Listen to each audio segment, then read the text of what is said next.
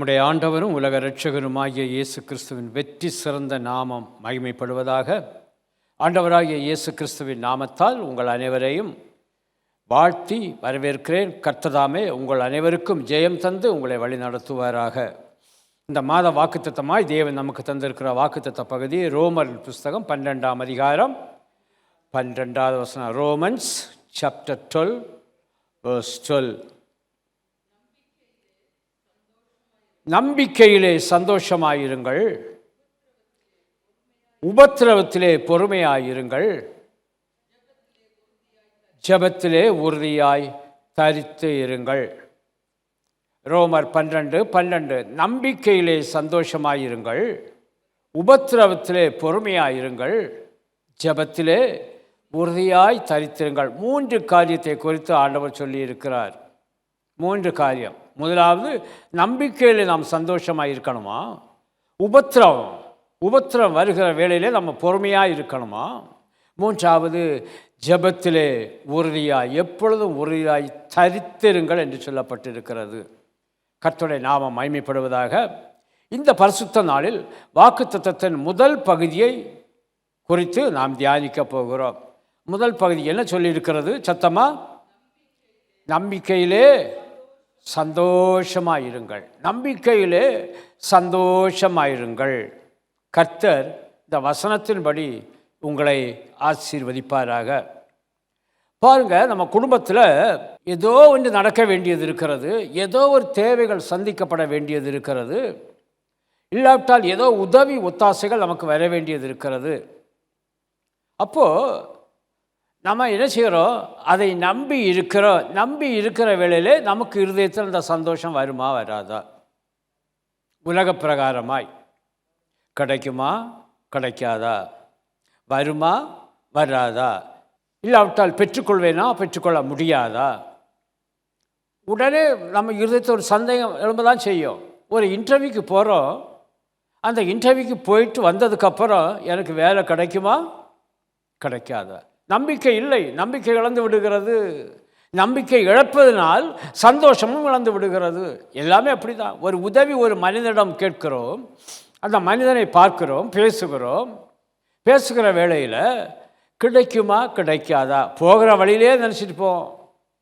ஒரு மனிதனை சந்திக்க போகிறேன், இந்த மனிதனம் இந்த ஆசீர்வாதம் இருக்கிறது, எனக்குரிய ஆசீர்வாதம் இருக்கிறது, நான் கேட்டால் கிடைக்குமா கிடைக்காதா? அந்த கர்த்தர் சொல்லுகிறார், நம்பிக்கையிலே சந்தோஷமாயிரு, நீ சந்தோஷமாயிரு. இந்த நம்பிக்கைக்கும் சந்தோஷத்திற்கும் இடையில ஒன்று இருக்கிறது. சொல்ல முடியுமா என்னான்னு? நம்பிக்கை சந்தோஷம் இடையில இருக்கிறது விசுவாசம். நீ நம்பி போற, நீ விசுவாசி, சந்தோஷமாயிருப்ப. ஆமீன். நீ நம்பி போற ஒரு காரியத்துக்காக, நீ நம்பி போற, அந்த நம்பி போகிற வேளையில் இயேசுவை விசுவாசி, நீ சந்தோஷமாக இருப்ப. ஒரு அலையில் சொல்ல முடியுமா? ஆமென். இன்றைக்கு அதை குறித்து தான் நம்ம இன்றைக்கு தியானிக்க போகிறோம். அநேக வேளையில் அந்த தேவை சந்திக்கப்படுமா? அந்த தேவையை நான் பெற்றுக்கொள்வேனா? அந்த தேவை நான் இன்னார் இடத்துல போகிறேன் கிடைக்குமா? நீ விசுவாசத்தோடு போ, நீ நம்பு, தேவனை விசுவாசி, உன் வாழ்க்கை சந்தோஷமாய் காணப்படும். பரிசுத்த வேதாகமத்திலிருந்து 2 பேரை குறித்து நான் உங்களோடு இன்றைக்கு தியானிக்க விரும்புகிறேன். 2 பரிசுத்தவான்களை குறித்து நான் தியானிக்க விரும்புகிறேன். முதலாவதாக யோபு சொல்லுகிறார். யோபுவின் புஸ்தகம், யோபு சங்கீதத்தில் முந்தின புத்தகம், யோபு 13:15. யோபு 13ஆம் அதிகாரம் 15வது வசனம். அவர் என்னை கொன்று போட்டாலும் அவர் மேல் நம்பிக்கையாயிருப்பேன். ஆமென். அந்த விசுவாசத்தை பார்த்தீங்களா? அந்த நம்பிக்கையை பார்த்தீங்களா? அவர் என்னை கொன்று போட்டாலும் அவர் மேல் நம்பிக்கையாயிருப்பேன். சொல்ல முடியுமா? இன்னைக்கு எனக்கு அது கிடைச்சாலும், எனக்கு அது கிடைக்காவிட்டாலும் நான் நம்பிக்கையாக இருப்பேன் சொல்ல முடியாது. ஏனென்றால் அது எனக்கு இப்போ தேவைப்படுகிறது, இந்த நாளில் தேவைப்படுகிறது, இந்த மணி நேரத்தில் தேவைப்படுகிறது. அது என் தேவை சந்திக்காவிட்டால் எனக்கு சந்தோஷம் இருக்காது, எனக்கு துக்கமாகத்தான் இருக்கும். ஆனால் யோபு சொல்லுகிறார், என்னை கொன்று போட்டால் கூட கொன்று போட்டால் கூட, நான் செத்து போனாலும் கூட நான் கர்த்தர் மேல் நம்பிக்கையாக இருப்பேன். இதுதான் விசுவாசம்.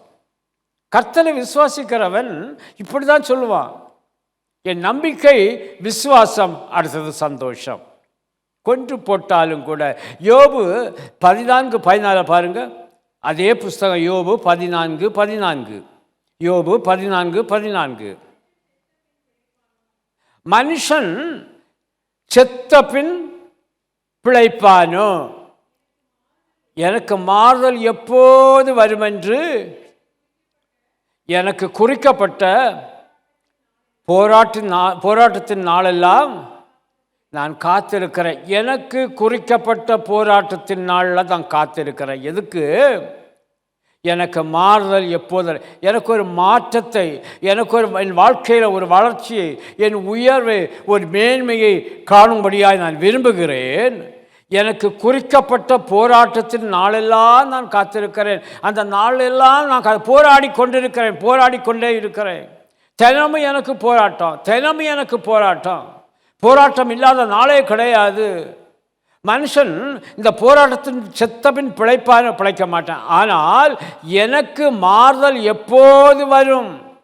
என் வாழ்க்கையில் ஒரு மாற்றம், என் வாழ்க்கையில் ஒரு உயர்வு, என் வாழ்க்கையில் ஒரு மேன்மை, என் வாழ்க்கையில் ஒரு சந்தோஷம், என் வாழ்க்கையில் ஒரு ஆசீர்வாதம் எப்பொழுது வரும் என்று நான் காத்திருக்கிறேன். நிச்சயமாய் காத்திருந்தோம் என்றால் செட்டைகளை அடித்து எழும்புவோம். கர்த்தர் எழும்ப வைப்பார். என்னை கொன்று போட்டாலும் அவர் மேல் நம்பிக்கையாக இருப்பேன். அந்த நம்பிக்கை தான் எனக்கு சந்தோஷத்தை, மகிழ்ச்சியை, ஆனந்த களிப்பை எனக்கு உண்டாக்கும். அந்த நாளுக்காய் நான் காத்திருக்கிறேன். எப்படிப்பட்ட ஒரு சூழ்நிலையில் யோபு இந்த வார்த்தையை சொன்னான் என்று உங்களுக்கு தெரியும். எல்லாவற்றையும் இழந்து நிற்கிறவன் தன் வாழ்க்கையில் ஒரு மாற்றத்தை எதிர்பார்த்து நிற்கிறான். அவனே சொல்லுகிறான், ஆராய்ந்து முடியாத பெரிய காரியங்களையும் எண்ணி முடியாத அதிசயங்களையும் கர்த்தர் செய்கிறான்னு சொல்லி இருக்கிறான். விசுவாசம் பாருங்க, அவன் நம்பிக்கையை பாருங்க. அந்த நம்பிக்கை தான் அவனுக்கு சந்தோஷத்தை கொடுத்தது. ஆண்டவர் ஆராய்ந்து முடியாத பெரிய காரியங்களை செய்கிறவராம், எண்ணி முடியாத அதிசயங்களை செய்கிறவரா. அதுக்கு அடுத்த வசனத்தை பாருங்க. யோபு 5ஆம் அதிகாரம் 9வது வசனம், இதே 10வது வசனத்தை பாருங்க. தாழ்ந்தவர்களை உயரத்தில் வைத்து துக்கிக்கிறவர்களை ரட்சித்து உயர்த்துகிறார். இதுதான் ஆண்டவருடைய கிரியை, ஆண்டவருடைய கிருபை. ஆராய்ந்து முடியாத பெரிய காரியங்களையும் எண்ணி முடியாத அதிசயங்களையும் கர்த்தர் செய்கிறார் என்று யோபு 5:9 சொல்லிவிட்டு அவர் சொல்லுகிறார். ஆனால் அவருடைய நிலைமை ஒரு மாற்றத்திற்காய் காத்திருக்கிறது. ஆனாலும் அவர் உறுதியாக சொல்லுகிறார், கர்த்தர் தாழ்ந்தவர்களை, ஒரு அல்லேலூயா சொல்லுவோமா? உலகம் நம்மை தாழ்ந்தவர்களாக நினைக்கலாம், உலகத்தாரால் நாம் தாழ்த்தப்பட்டவர்களாக நினைக்கலாம், இல்லாவிட்டால் நாமை தாழ்த்தினவர்களாய் நம்ம நினைக்கலாம், தாழ்ந்த சூழ்நிலையில் இருக்கிறேன்னு நினைக்கலாம். ஆனால் ஒரு மாறுதல் வருகிறது. ஆண்டவர் சொல்லுகிறார், அவர்களை அவர் உயரத்தில் வைப்பாராம். ஒரு நாள் இப்படி எட்டி பார்த்தவங்க எல்லாம் இப்போ அண்ணாந்து பார்க்கக்கூடிய அளவில் கர்த்தர் உயரத்தில் வைப்பாராம். இதுதான் கர்த்தருடைய கிரியை. 2வது சொல்லப்பட்டிருக்கு பாருங்க, துக்கிக்கிறவர்களை தினமும் துக்கம், கண்ணீர் தான் எனக்கு உணவு, என் இருதயமெல்லாம் கவலையினால் நிறைந்திருக்கிறது, நான் துக்கத்தில் இருக்கிறேன். கர்த்தரை ரட்சித்து உயர்த்துகிறார். இப்படிப்பட்ட அனுபவம் நம்முடைய வாழ்க்கையில் நடந்திருக்கிறது. ஒரு ஆமேன். ஒரு மாற்றம் தேவன் செய்திருக்கிறார். தேவன் காரியங்களை மாற்றுகிறவர், எல்லாவற்றையும் மாற்றுகிறவர். நம்முடைய வாழ்க்கையிலும் காணப்படுகிற ஒவ்வொரு காரியங்களையும் அவர் மாற்ற அவர் வல்லவராயிருக்கிறார். ஆக நம்பிக்கையிலே சந்தோஷமாயிருங்கள், ஆண்டவரை விசுவாசியுங்கள். ஒரு அருமையான வேத பகுதி இது, அருமையான வாக்கு தத்துவம். நான் நம்புகிறேன் ஆண்டவரே, உம்மை நம்புகிறேன், உம்மை விசுவாசிக்கிறேன். நம்பிக்கைக்கும் சந்தோஷத்துக்கும் நடுவில் இருப்பது விசுவாசம். நான் விசுவாசிக்கிறேன் ஆண்டவரே, என்னை சந்தோஷப்படுத்தும். அந்நாள் ஒரு நாள் தான் கண்ணீரோடு ஜெபித்தாள், இருதயத்தை உடைத்து ஊற்றினாள். அவள் போனா திரும்ப வருகிற வேளையில் ஒரு குழந்தையோடு வாராவா. ஒரு குழந்தைக்காய் அவள் அழுதால் ஒரு மாறுதல் அங்கே வருகிறது. கர்த்தர் அந்த துக்கித்த அந்த இருதயத்தை ரட்சித்து உயர்த்தினார். பரியாசம் பண்ணினாங்க. வீட்டில் 24 மணி நேரம் பரியாசம். சாப்பிட முடியலை, சாப்பிட விருப்பம் இல்லை, பட்டினி, துக்கம். புருஷன் ஆறுதல் சொன்ன பிறகு கூட அவள் இருதயத்தில் ஏற்றுக்கொள்ள முடியவில்லை. ஆனால் கர்த்தர் கொடுத்த வேளையில் அந்த கிரியைகளை எல்லாவற்றையும் கர்த்தர் மாற்றி போட்டு அவளை உயர்த்தினார், ரட்சித்து உயர்த்தினார். இதுதான் கர்த்தருடைய கிரியை. நம்பிக்கையிலே சந்தோஷமாயிருங்கள். யோபு 42:12 பாருங்க. அவன் சொல்லுகிறான், முதல்ல அவரை கொன்று போட்டாலும் அவர் மேல் நம்பிக்கையாக இருப்பேன், ஒரு மாறுதல் என் வாழ்க்கையில் வரும் என்று சொல்லுகிறான். ஆராய்ந்து முடியாத பெரிய காரியங்களை, எண்ண முடியாத அதிசயங்களையும் அவர் செய்கிறான் என்று சொல்லுகிறான். சொன்ன யோபுவுக்கு யோபுவின் புஸ்தகம் 42ஆம் அதிகாரம் 12வது வசனத்திலே சொல்லப்பட்டிருக்கிறது. யோபு 42:12, கர்த்தர் யோபின் முன் நிலைமையை பார்க்கிறோம், அவர் அவன் பின் நிலைமையை ஆசீர்வதித்தார். முன்னிலைமையை பார்க்கிறோம், ஒன்றும் இல்லை, ஒன்றும் இல்லை. ஆனால் ஒரு மாறுதல் வரும் என்று எனக்கு குறிக்கப்பட்ட போராட்டத்தின் நாளெல்லாம் நான் காத்திருந்தேன். அந்த காத்திருப்பு இப்போ எப்படி வருது? முன்னிலைமையை பார்க்கிறோம், பின்னிலைமையை ஆசீர்வதித்தார், ஆசீர்வதித்தார், ஆசீர்வதித்தார். பிரியமானவர்களே, எனக்கு ரொம்ப அந்த வசனத்தில் வார்த்தையில் முக்கியமான ஒரு வார்த்தையை, கர்த்தருக்கு காத்திருக்கிறவர்கள், கர்த்தருக்கு காத்திருக்கிறவர்கள் செட்டைகளை அடித்து எழும்பக்கூடிய நாள் சமீபமாக இருக்கும். மாறுதல். எபிரேயரின் புஸ்தகம் 3ஆம் அதிகாரம் பேஜ் நம்பர் 300. எபிரேயரின் புஸ்தகம் 3ஆம் அதிகாரம் 14வது வசனத்தில் பாருங்க. இன்றைக்கு வாசித்த அந்த பகுதி, நாம் ஆரம்பத்திலே கொண்ட நம்பிக்கையை முடிவு பரியந்தம் உறுதியாய் பற்றி கொண்டு இருப்போமாகில் கிறிஸ்துவிடத்தில் அந்த ஆசீர்வாதத்திலே பங்குள்ளவர்களாய் இருப்போம் என்று வேதம் சொல்லுகிறது.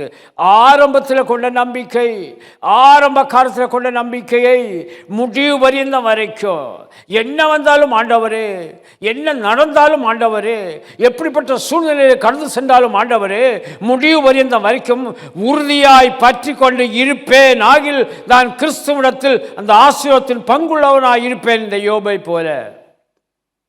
யோபு ஆண்டவரை தான் நோக்கி கொண்டு தான், என்னை கொண்டு போட்டால் கூட நான் உங்கள்கிட்ட நம்பிக்கையாக இருப்பேன் ஆண்டவரே. அந்த நம்பிக்கையில் மாறவே இல்லை. கர்த்தரவனை ஆசீர்வதித்தார். அதே போல் நம்மையும் ஆசீர்வதிக்க அவர் சித்தமுள்ளவராயிருக்கிறார்.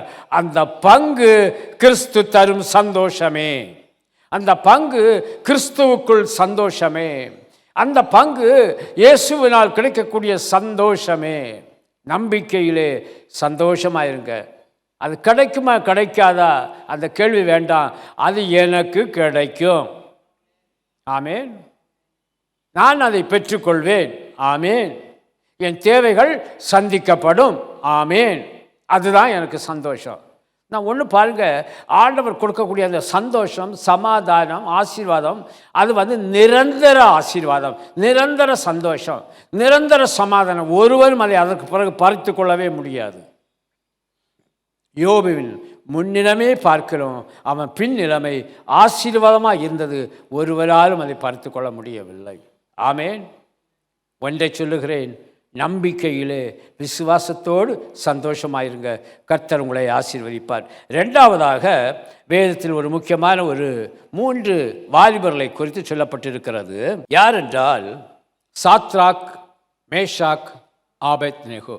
உங்கள் யாவருக்கும் தெரியும் இந்த 3 பேரை பற்றியும். தானியேலின் புஸ்தகம் 1033வது பக்கம், 1033வது பக்கம். தானியேலின் புஸ்தகம் 3ஆம் அதிகாரம் 17வது வசனம். தானியேல் 3:17. நாங்கள் ஆராதிக்கிற எங்கள் தேவன் எங்களை தப்புவிக்க வல்லவராயிருக்கிறார். அவர் எரிகிற அக்கினி சூளைக்கும்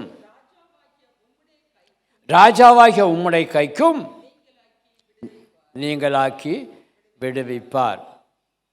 அந்த வசனத்தில் எனக்கு பிடித்த ஒரு வார்த்தை, நாங்கள் ஆராதிக்கிற தேவன் என்று சொல்லவில்லை, எங்கள் தேவன். ஆமென். நாங்கள், நீ யாரையெல்லாம் ஆராதிச்சிருக்கிற, எனக்கு அது தேவையில்லை. நாங்கள் ஆராதிக்கிற எங்கள் தேவன் எங்களை தப்புவிக்க வல்லவராயிருக்கிறார். நம்பிக்கையிலே ஒரு சந்தோஷம், அக்கினி சூளையில் போடப்படுவதற்கு முன்பாய் ஒரு சந்தோஷம்.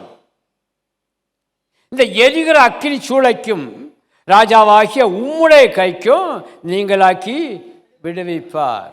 விடுவிப்பார். எல்லா ஜனங்களும் அந்த ராஜா சொன்ன காரியத்தை குறித்து அவர்கள் அப்படியே கீழ்ப்பணிந்து செய்தார்கள். ஆனால் இவங்க சொல்கிறாங்க, வாசிங்க அந்த 15வது வசனத்தை வாசிங்க. தானியேல் 3:15. தானியேல் 3:15. இப்போதும் எக்காளம், நாதசுரம், கிண்ணரம், வீணை, சுரமண்டலம், தம்புரு முதலான சகலவித கீத வாத்தியங்களின் சத்தத்தை நீங்கள் கேட்கும்போது தாழ விழுந்து, தரைமட்டமாய் தாழ கீழே விழுந்து, நான் பண்ணி வைத்த சிலையை பணிந்து கொள்ள ஆயத்தமாக இருந்தால் உங்களுக்கு நல்லதுப்பா. எல்லாரும் பணிந்துட்டாங்கப்பா. நீங்கள் பணிந்து கொள்ள விரும்பினீங்கன்னா, ஆயத்தமாக இருந்தீங்கன்னா அது உங்களுக்கு நல்லது. பணிந்து கொள்ளாதிருந்தால் அந்த நேரமே எரிகிற அக்கினி சூளையின் நடுவிலே போடப்படுவீர்கள். உங்களை என் கைக்கு தப்புவிக்கிற தேவன் யார் என்றார். கேள்வி கேட்குறான். அந்த அக்கினி சூளையில் அவங்க போடும்போது, உங்களை என் கைக்கு தப்புவிக்கக்கூடிய தேவன் யார்? வேதமே சொல்லுகிறது நம்முடைய ஆண்டவர் அக்கினிமயமானவர் என்று. அக்கினிமயமானவர் என்று, அவர் பட்சிக்கிற அக்கினி என்று சொல்லப்பட்டு இருக்கிறது. இவங்க உடனே என்ன சொல்கிறாங்க அவனை பார்த்து, நேபுகாத்நேச்சாரே, இந்த காரியத்தை குறித்து உமக்கு பதில் சொல்லக்கூடிய அவசியம் எங்களுக்கு இல்லை. 16வது வசனம். நீ எது சொன்னாலும் உமக்கு பதில் சொல்லக்கூடிய அவசியம் எங்களுக்கு இல்லை. ஏனென்றால் நாங்கள் ஆராதிக்கிற தேவன் எங்களை தப்புவிக்க வல்லவராயிருக்கிறார். எந்த பிரச்சனை வரட்டு, அக்கினி மாதிரி உள்ள பிரச்சனை வரட்டு, எந்த பிரச்சனை வரட்டு, ஒரு வார்த்தை அந்த இடத்துல நின்று சொல்லுங்க, நாங்கள் ஆராதிக்கிற தேவன் எங்களை தப்புவிக்க வல்லவராயிருக்கிறார். அவர் எரிகிற அக்கினி சூளைக்கும் ராஜாவாகி உம்முடைய கைக்கு நீங்களாக்கி விடுவீர். 3 பேர் தான். மற்ற எல்லாரும் விழுந்தாங்க, பணிந்தாங்க, இப்போ எழும்பி நிற்கிறாங்க. இவங்க 3 பேரையும் தூக்கி அக்கினியில் போடுவதற்கு, அதை பார்ப்பதற்கு ஜனங்களும் ராஜாவும் ஆயத்தமாக இருக்கிறாங்க. நம்பிக்கை. இந்த காரியத்தை குறித்து உமக்கு பதில் சொல்ல எங்களுக்கு அவசியம் கிடையாது. ஆனால் எங்கள் ராஜா அக்கினி சூளைக்கும் உம்முடைய கைக்கு நீங்களாக்கி விடுவிப்பார். இதான் நம்பிக்கை. நான் போகிறேன், இந்த காரியத்துக்காக நான் போகிறேன். இந்த காரியத்தை கர்த்தருக்கு ஜெயமை தரப்போகிறார். நான் இந்த காரியத்தை குறித்து நான் பயப்பட மாட்டேன். அங்கே இருக்கிற அதிகாரிகளை குறித்தும் பயப்பட மாட்டேன். அங்கே இருக்கிற மற்றவர்களை குறித்தும் பயப்பட மாட்டேன். கர்த்தர் என் பட்சமாக இருக்கிறார். அவரை என்னை தப்புவிக்க அவர் வல்லவராக இருக்கிறார். பேச வேண்டியவைகளை அந்த நேரத்தில் ஆவியானவர் பேசுவார். வேதம் சொல்லுகிறது. நீங்கள் மௌனமாக இருப்பீங்க. செய்ய வேண்டிய காரியங்களை கர்த்தர் தம்முடைய தூதனை அனுப்பி செய்வார் உங்களுக்காக. நீங்கள் சும்மா இருப்பீங்க. எல்லா கருத்தும் அப்படி தான். யுத்தம் கர்த்தருடையது. நீங்கள் என்ன செய்வீங்களா? நாம் என்ன செய்வோம்? சும்மா இருப்போம். யுத்தம் கர்த்தருடையது. அவர் பார்த்து கொள்வார், அவர் நடத்துவார். நம்பிக்கையில் சந்தோஷமாக இருங்க. நான் காலடி எடுத்து வைக்கிறேன் என்றால் எனக்கு முன்பாக கர்த்தர் செல்லுகிறார். அவர் பார்த்து கொள்வார். கர்த்தாவே, 118ஆம் சங்கீதத்தில் ஒரு நல்ல ஒரு வார்த்தை, கர்த்தாவே ரட்சியும், கர்த்தாவே காரியத்தை வாய்க்க பண்ணும். ஒரு சின்ன ஜபம். நம்ம எப்போவுமே சுருக்கமான ஜபத்துக்கு பெருக்கமான ஆசீர்வாதத்தை விரும்புகிறவங்க. ஆக இங்கே ஒரு சுருக்கமான ஒரு ஜபம். இந்த காரியத்தை குறித்து நமக்கு சொல்ல வேண்டிய அவசியம் கிடையாது. கர்த்தர் எரிகிற அக்கினி சூளைக்கும் கர்த்தர்களை தப்புவிக்க வல்லவராயிருக்கிறார். விசுவாசத்தை பாருங்க. அந்நிய தேசத்திலிருந்து சிறைபிடிக்கப்பட்டவர்கள் தான் இவங்க 4 பேர் தானியேலோட சேர்ந்து. ஆனால் அவர்களுக்கு இருக்க தைரியத்தை பாருங்க. எங்கள் தேவன், நாங்கள் ஆராதிக்கிற எங்கள் தேவன் எங்களை தப்பு வைக்க வல்லவராயிருக்கிறார். எரிகிற அக்கினி சூளைக்கும் ராஜாவுடைய உம்முடைய கைக்கு நீங்களாக்கி ரட்சிப்பார். அடுத்து சொல்கிறேன், விடுவிக்காமல் போனாலும் கூட உம்முடைய தேவர்களுக்கு நாங்கள் ஆராதனை செய்வதும் இல்லை, நீர் நிறுத்தின பொற்சிலை பணிந்து கொள்வதும் இல்லை என்கிறது என்ற வார்த்தை ராஜாவாகிய நீர் தெரிந்திருக்க கடவது. நம்ம சொல்கிறோம் இல்லையா, சில காரியத்தை பேசிட்டு இருக்கும்போது சொல்கிறோம், அதெல்லாம் என்னால் முடியாதுன்னு சொல்கிறேன்ல, அது நீர் அறிஞ்சிருக்கிறது நல்லது. அதே போல் தான் சொல்கிறாங்க, நீ தெரிந்திருப்பது நல்லது என்று சொல்லுகிறார்கள். நடந்த சம்பவம் என்ன? தூக்கி போட்டுட்டாங்க. எத்தனை மடங்கு அதிகமாக இருந்த அக்கினி எரியுது? இப்போ 7 மடங்கு. 7 மடங்கு அக்கினி எரிகிறது. தூக்கிட்டு போனவன்லாம் அது பக்கத்தில் போகும்போதே அவன் செத்து போனான். ஆனால் இவங்க 3 பேரையும் தூக்கி உள்ளுக்கு போட்டாச்சு. ராஜாவுக்கு காதில் செய்தி வரும், 3 பேர் இல்லையா தூக்கி போட்டோம், இப்போ 4 பேர் இருக்காங்களே, 4 பேர் சுற்றிட்டு இருக்காங்களே.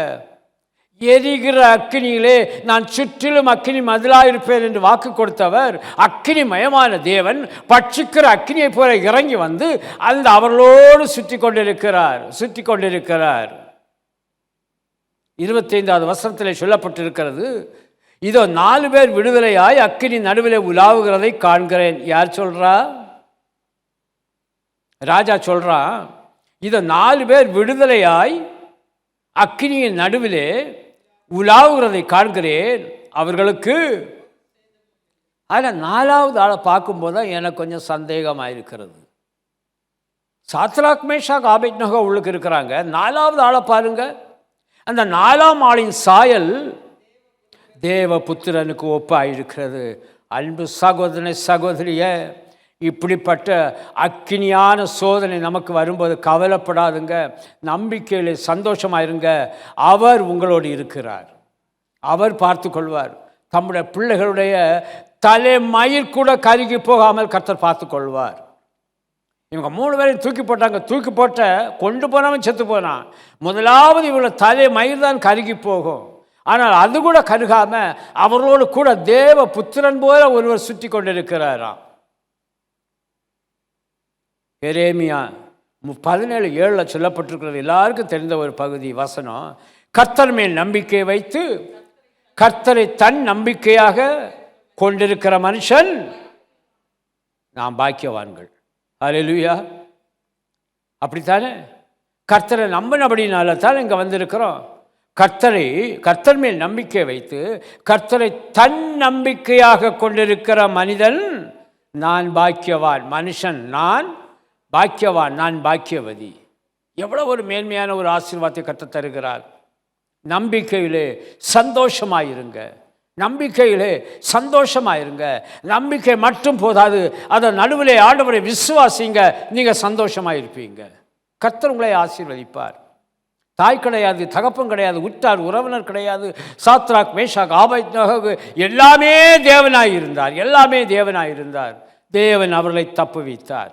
யோபுக்கு பரியாசம், அவமானம், நிந்தனை, நீ அப்படி வாழ்ந்த இப்படி வாழ்ந்த அப்படி வாழ்ந்த, நீ ஒரு பாவம் செய்திருப்ப. ஆனால் அவனுடைய இருதயம் சொல்லுகிறது, நான் ஒரு மாறுதல் வரும் என்று நான் காத்திருக்கிறேன். நடந்தது என்ன? கர்த்தர் யோபின் முன்னிலைமையை பார்க்கிலும் பின் நிலைமையை ஆசீர்வதித்தார். இதற்கெல்லாம் காரணம் நம்பிக்கையிலே சந்தோஷமாக இருப்பது தான். நம்பிக்கையிலே சந்தோஷமாக இருங்க, கர்த்தர் உங்களை ஆசீர்வதிப்பார். நாம் எழுந்து ஜெபித்து கர்த்தருடைய பந்திக்கு நேராய் நாம் கடந்து செல்வோமாக. நல்ல பிதாவே, உம்மை நோக்கி கூப்பிடுகிறேன். ஆண்டவரே, நசன இயேசுவின் நாமத்தால் உம்முடைய பாதப்படியில் நின்று இந்த கிருபாசன தண்டையில் நின்று உம்மை நோக்கி கூப்பிடுகிறேன். கர்த்தாவே, இன்றைக்கு ஆண்டவர் இந்த தேவ செய்தியின் மூலமாய் என் ஜனத்தை நீ சந்தித்திருக்கிறீர். அதற்காக உமக்கு நன்றி செலுத்துகிறோம், ஸ்தோத்திரிக்கிறேன். இனி இந்த தேவ செய்தியை கேட்கப் போகிற ஜனங்களையும் கர்த்தர் சந்திக்கப் போகிறீர். அதற்காக உமக்கு ஸ்தோத்திரம் ஆண்டவரே. கர்த்தர் மேல் வந்த நம்பிக்கையிலே சந்தோஷமாய் இருங்கள் என்று சொல்லி இருக்கிறீரே ஆண்டவரே. அந்த சந்தோஷம் பரிபூர்ணமாய் கிடைக்க என் ஜனத்தை நீர் ஆசீர்வதியும் அப்பா. என்ன நிலைமையில், எப்படிப்பட்ட சூழ்நிலையில் அவர்கள் காணப்படுகிறார் என்பதை நீர் அறிவீர் ஆண்டவரே.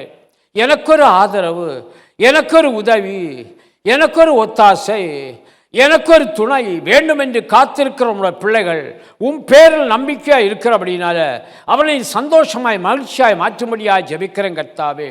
உபத்திரவம், வேதனை ஆண்டவரே உடைய வாழ்க்கையில் காணப்படுகிற அழுகை, புலம்பல், ஏமாற்றம், தோல்வி, இந்த நிலைமையிலும் கூட கர்த்தாவே பேரில் நம்பிக்கை வைத்திருக்கிற விசுவாசிக்கிற உங்களுடைய பிள்ளைகள் ஒவ்வொருவரையும் என் தேவனாய கர்த்தர் ஆசீர்வதிக்கும்படியாய் ஜெபிக்கிறேன் ஆண்டவர். இந்த புதிய மாதம் உங்களுடைய பிள்ளைகளை சந்தோஷமாய் வைக்கக்கூடிய ஒரு மாதம் ஆண்டவரே. வசனத்தின்படி நீர் ஆசீர்வதிக்க போகிற அதற்காக ஸ்தோத்திரம். இப்படி நடக்குமோ, அப்படி நடக்குமோ, இது நடக்காதோ என்று பிசாசு அவனுடைய இருதயத்தில் எந்த விதை போட்டாலும் அந்த விதைகளை கர்த்தர் வேரோடு பிடுங்கி அப்புறப்படுத்துகிறீர். அதற்காக உமக்கு நன்றி ஆண்டவரே. பயப்படாதே, நான் உன்னோடு கூட இருக்கிறேன், நான் உனக்கு துணை செய்கிறேன், நான் உன்னை விட்டு விலக மாட்டேன், நான் உன்னை கைவிட மாட்டேன், நான் உன் தேவனாய் இருக்கிறேன், நான் காரியங்களை வாய்க்க பண்ணுகிறவர் என்பதை கர்த்தர் அவர்களுக்கு வெளிப்படுத்தும்படியாக ஜெபிக்கிறேன் ஆண்டவரே.